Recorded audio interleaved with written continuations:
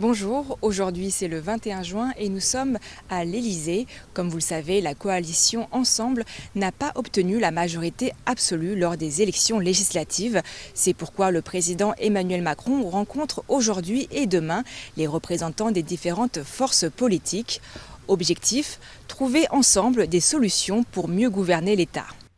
Dans l'après-midi du 21 juin 2022, le chef de l'État a reçu successivement à l'Élysée François Bayrou, président du MoDem, Stanislas Guerini, délégué général de Renaissance, Marine Le Pen, député Rassemblement national du Pas-de-Calais, et Fabien Roussel, secrétaire national du Parti communiste français.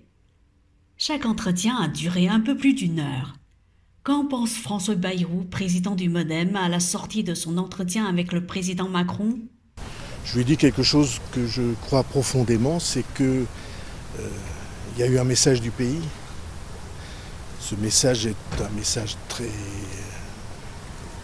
très fort, à certains égards violent, et qu'en tout cas personne dans la démocratie française ne peut ignorer. Et que la ligne que je crois il faut suivre, c'est devant les difficultés très grandes qui nous attendent, il faut s'approcher aussi près que possible de l'union nationale. Stanislas Guerini, délégué général de Renaissance, lui, pense que dans l'intérêt général de la nation, l'heure arrive de trouver les voies du compromis.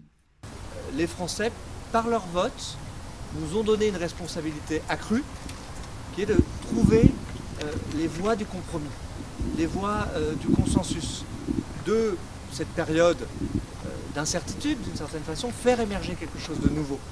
Et d'essayer, sans calcul, très sincèrement, de trouver les voies et moyens pour construire cette majorité d'intérêt général au service du pays, au service des fondamentaux, la valorisation du travail, l'accélération de la transition écologique, l'ordre aussi, qui est un attendu de nos concitoyens, et ceci dans un cadre européen réaffirmé et clair.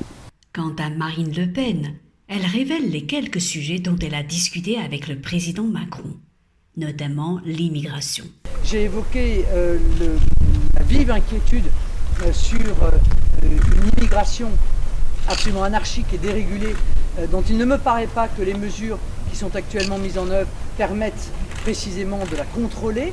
Et puis j'ai exprimé le souhait qu'à nouveau sur la table soit posé le débat de la revivification de la démocratie, c'est-à-dire le référendum d'initiative citoyenne et la proportionnelle.